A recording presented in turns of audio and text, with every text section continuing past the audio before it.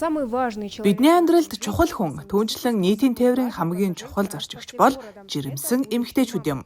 Улаан удгатад давхар биетэй эмэгтэйчүүдийг дэмжих зорилготой хүндтэй зорчигч аян эхэллээ. Автобусанд заримдаа жирэмсэн эмэгтэйг анзаарахгүй суудал тавьж өгөхгүй байх тохиолдол байдаг. Тиймээс бид жирэмсэн эмэгтэйчүүдийг чухал зорчигчдын нэг болгож онцолсон. Ахмад дайчид өндөр наснууд хөгжлийн бэрхшээлтэй иргэд чухал зорчигчид байсаар ирсэн бол одоо жирэмсэн эмэгтэйчүүд ч тэдний игнэнд багтлаа. Хүндтэй зорчигч гэсэн ягаан алт нь бие биедээ анхаарал хандуулахыг сануулсан жижигхэн боловч чухал тохио юм. 3 дахь хүүхдээ тээж байгаа Сариуна Цидипова нийтийн тээврээр зорчих үеийнхээ туршлагаа хуваалцжээ. 2 дахь хүрээ тээж байхад нэг эмээ залуу хүн байж зогсож чадна гэж уурлаж байсан. Гэхдээ ихэнхдээ манай хотынхын жирэмсэн эмэгтэйчүүдэд ийдэг ойлгож ханддаг гэж боддог. Энэ аяны санаа нь жирэмсэн эмэгтэйчүүдэд автобусанд суудал тавьж өгөх нь ховор байдаг талаар нэгэн бүсгүй сошиал бичсэн нийтлэлээс улбаатай.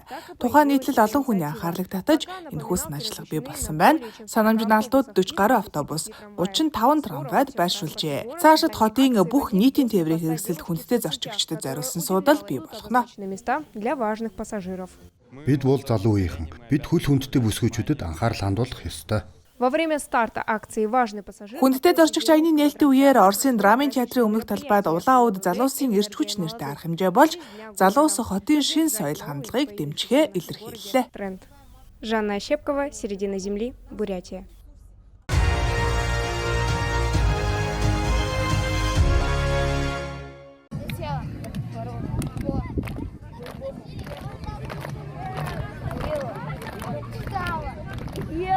Хүүхдүүд дуртай тоглоомоо хамт тоглож тайван мэтгэлцэж бие биенээ дэмжинэ.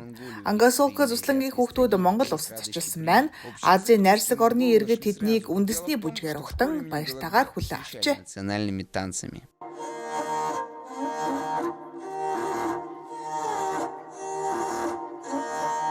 Орос Монгол хүүхдүүд хэл амаа төвөггүй ойлголцсон нь Гэлэг Батаровын нэрэмжит сургуульд орос хэл гүнзгийрүүлэн заадагтай холбоотой. Сонирхол нэгтэй хүүхдүүд амралт бус аялалд түлхүү цаг зарцуулжээ. Тэд хавцал гол руу аялахаас гадна нутгийн түүх соёлын дурсгалт газруудаар зочилж, Оросын өдөрс ариулсан арга хэмжээ зохион байгуулан Монгол нөхөдтэй Оросын соёлыг танилцуулсан байна.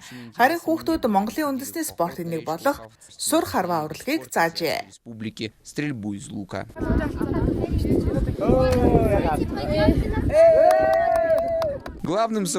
Энэ аялын хамгийн онцгой мөч нь мөнх сардаг оргилд авирсан явдал байлаа.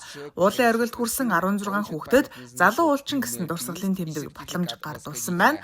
Харин эх 7 дугаар сард Монголын хүүхдүүд Ангасолко зүстэнд хариу ажиллал хийх бөгөөд энэ нь найрамдлын гүр Ангасолко хөвсгөл төслийн 2 дахь шат юм.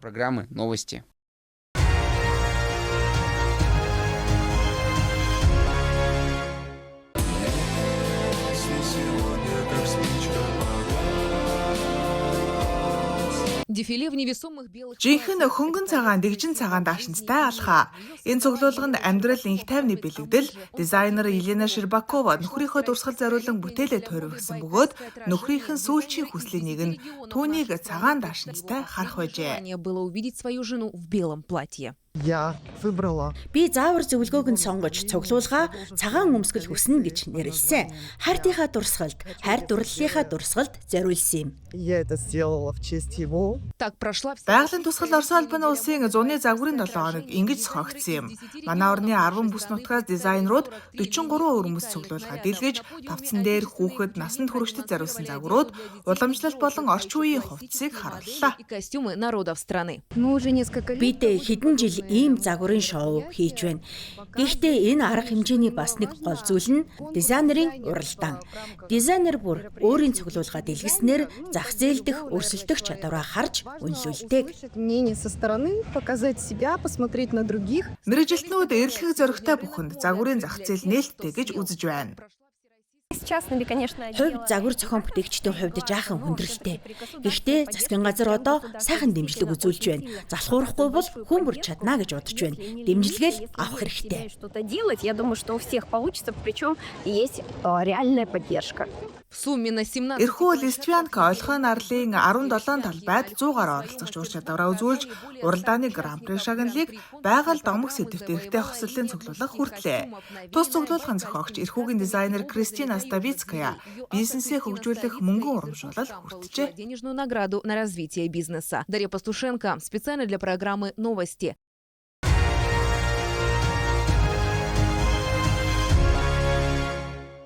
Представители туриндустрии. Орос албаны улсын өнцөг булан бүрээс ирсэн аялал жуулчлалын салбарын төлөөлөгчид нэртэй блогерууд аялагчид өвөр байгалийн хязгаарын онцлог чиглэлүүдээр аялжээ. Төлөөлөгчдийн бүрэлдэхүүнд Уралын Сисерт хотоос ирсэн бүс нутгийн хөгжлийн мэргэжилтэн Ян Кожин багтсан байна. Тэрээр Дорнод Сибирь алс дорндор олон удаа аялж байсан ч өвөр байгалд анх удаа иржээ. Жижиг хотууд дээр ажиллаж байсан туршилга нь түүнд амжилттай жишээ. Туршлагуудыг харьцуулан нутагшуулах боломж олгож байгаа. Решения на местных условиях. Аялал жуулчлал нь өөрөө зорилго гэхээс илүү амьдралын нөхцөлийг сайжруулах хэрэгсэл. Аялал жуулчлалын ачаар нэмэлт бүтэц бий болдог. Энэ нь орон нутгийн хүмүүс чанартай амралтын газар, зоогийн газар үйлчлэгээний боломжуудыг авчирдаг. Өвөр байгалийн гол аялал жуулчлалын цэгүүдийг үзсний дараа Ян Кожин тус бүс нутгийн давуу тал нь олон талт байдалд нь оршдогч энэ нь зэрэгцээд сул тал нь болдог гэж дүгнэлээ. Түүний хэлснээр бүс нутгийн аялал жуулчлалын нэгдсэн стратеги ойлгомжтой брэндгүйгээс болж цогц хөгжиж чадахгүй байна гинэ. Бурайдын соёл руу хандах нь зөв байж болох ч бурайд нь өөрөө хажууд нь байна шүү дээ. Байгаль нуурч энд алга. Хятадтай харилцдаг гэх боловч түүнийг зөвөр илэрхийлж чадахгүй байна. Нэгдмэл дүр төрх концепц байхгүйгээс үүдээд асуудал үүсэж байна. Дэд бүтцийн хувьд ч тодорхойгүй учраас Москвагаас сорж ирэх хүн яагаад Барта бүхий замаар явах ёстойг тайлбарлахад хэцүү юм.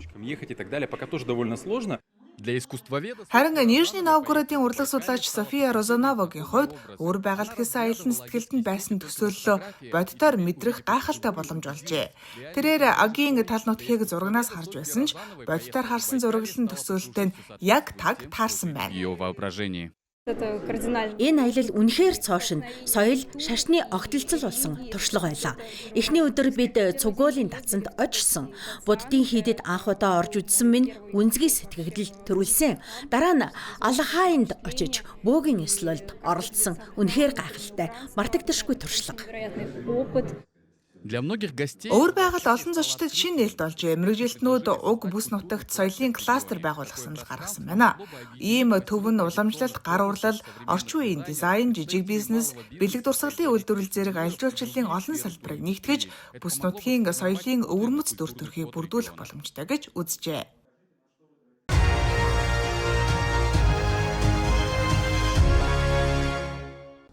Александр Орлов хөлбөмбөр хамгааллын улсын хяналтын газрын салбарт бараг 20 шахам жил ажиллажээ. 2005 онд хяналтын газрын байцаагчид Казанка Прогресс маркийн дотоодын завтай байсан бөгөөд тэр үед энэ байгууллагын тухай олон нийт төдийлөн сайн мэддэггүй байлаа. Харин цаг хугацааны ирэхээр хяналтын завь тоног төхөөрөмж шинжлэгдэж одоо гимсэг зөвхөн хөлөг онгоц эзэмшигчид гэлтгүй гол мөрөн усан замын үйл ажиллагаанд оролцдог хүн бүр таньдаг болжээ. Одоо гол нь өөрөө гимс гэж байгууллага байдгийг мэддэг болсон. Хүмүүс завь хариуцлагатай ашиглаж аюулгүй байдалд анхаардаг болсон. Аврах хантаа зүмсдэг, бичиг баримтаа бүрэн бүрдүүлдэг болсон. Эргүүлт гарахад зам таарсан завь болгон бүрэн тоноглогдсон. Хүмүүс нь аврах хантаацтай. Инээмсэглсэн. Гол мөрөнж 50 болсон байна. Энэ бол маш урт зам. Бид үүнд удаан хугацаагаар тэмүүлж ирсэн юм а. Нөхөр хушууч генерал бага уран хөлөг онгоцны улсын хяналтын албаны ажилчид тус байгууллагын үүсвэн байгуулагдсан өдрийг тохиолдуулан жагслаа. Жил бүрийн гимсийн төрсөн өдрөөр тэд шин тоног төхөөрөмжөөр хөлждөг уламжлалтай. Энэ жил ч мөн адил онцгой жил боллоо. Онцгой байдлын удирдлагаас гимсийн байцаагч нарт ажлын зориулалтаар 4 шин усан хөлөг, 2 автомашин олгожээ. 110 том морины хүчтэй мотортой 2 ПК-500 загварын завь. 200 морины хүч хүртэлх мотортой 2 шихэг Альянс завь хүртэл хүлээлгэн өгсөн. Нэгийг нь Жатай дахь эргүүлийн албанд шилжүүлж үлдсэнийг нь Вилюй Кобейскийн салбарт хуваарлана. Харин автомашинуудыг Мегиног Кангаласын дүүрэг рүү илгээнэ. Гимсийн ажилтнууд жилээс жилд усан дээрх аюулгүй байдлыг сайжруулсаар ирсэн.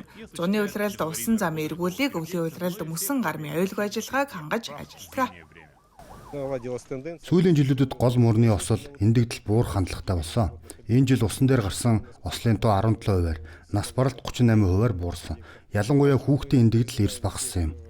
Бид бүх хөлгийн жолооч болон усан зам дээр үйл ажиллагаа явуулж буй бүх хүнд аюулгүй байдлаа хангаж дүрм журмыг чанд мөртгийг уриалж байна. Сотрудники ГИМС... Гимсийн ажилтнууд гэдэг нь зөвхөн гол мөрөн дээр хяналт тавьж ажилладаг байцаагчид бус мөн техникч бичиг баримт бүрдүүлдэг ажилтнуудтай. Маш эв нэгдэлтэй нэгнээ дэмждэг хүнд нөхцөл тусламж үзүүлэхэд хизээд бэлэн хамт олон юм. Александр Хавренко, Владимир Павлов, Якутск.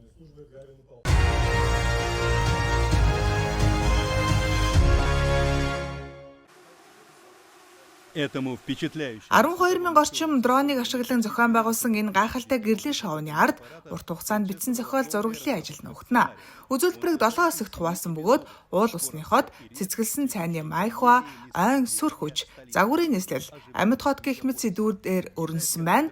Гинсийн дээд амжилтын хятадын салбар уг шоу нь цар хүрээгээрээ түүхэнд бичигдхүүц хэмээн албан ёсоор баталжээ. Би 3 дахь удаага ирж байна. Шоу болгоны бэлэг тэмдэг бүр нь улам бүр их соёлын утга агуулж биднийг хөглөж байна. Прологи это Янцын мөрөн туссан оддын гол хэмээх оршлоор эхэлсэн шоуны үеэр 5,000 дрон голын дээгүүр маш нам өндрөөс гэрэлт гобелены зураглал үзүүлсэн бол дараагийн уул усны хот хэсэгт дронууд давлгаалах гол уснаас өсөрч байгаа загсыг бүтээжээ. Түүнчлэн дронууд зөвхөн дүрс бүтээхээс гадна эртний хятадын яруу найрагчдын шүлгүүдийг тэнгэрт харуулж байлаа. Үзүүлбэрийн үеэр чүнчиний бэлэгдэл болсон том хэмжээтэй цайны майхва цэцэг хотын өндөр байрлагуудыг дүрсэлж, орчин үеийн архитектур, амьдралын хэм маягийг баялаг хот хэсэгт онцлон үзүүлжээ. до наших дней.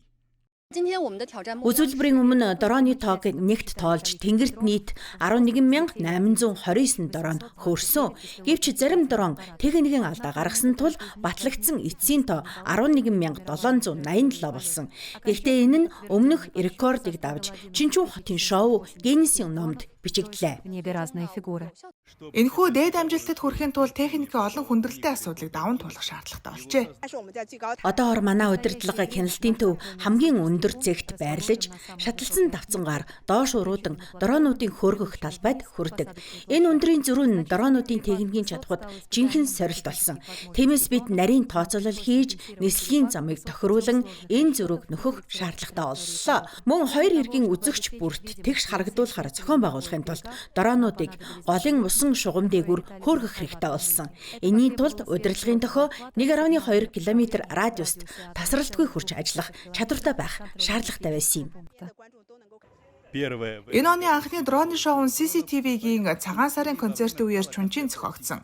Түүнээс хойш шоу тогтмол зохион байгуулагдаж, амралтын болон баярын өдрүүдэд олон нийтэд танилцуулагдаж байна. Расстояние не помеха. Нисгэгчгүй дрон ашигласан шоунд жуулчдыг таталгүй яах вэ? Би Шанхайгаас ирлээ. Үнэхээр сэтгэл хөөрч алмаарч хүлээн авснаа хүлээн зөвшөөрье. Чүнцийн хотын хөгжил сэтгэл хөдлөж байна шүү. Ёстой гайхалтай. Би Шинжаанаас хэдэн мянган километр явсан ч Азтай гэдгээ мэдэрлээ. Энэ хот технологи гэмээн амьдралыг хэрхэн аз жаргалтай болгодгийг харууллаа. Хятад улсын хөгжлийг дэвшилтэт технологийн ачаар харуулж чадаж байна штэ. Энэ шоу шинээр тавигдвал би заавал эргэж ирнэ.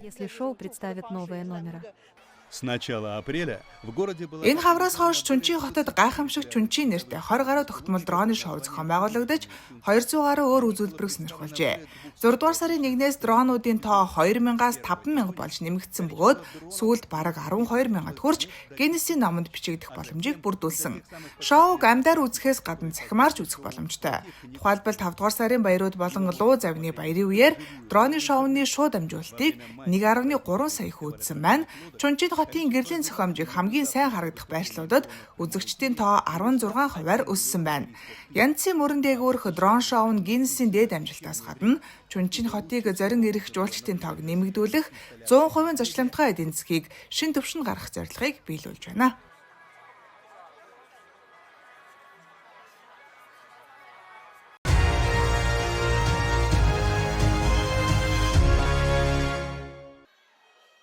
Шанхайский кинофестиваль. Шанхай кино наадмын их хотын төвд яг л кино зураг авалтын талбай мэт уур амьсгалыг бүрдүүлжээ. Шанхай хотод ийм орчин бүрдүүлэх амархан.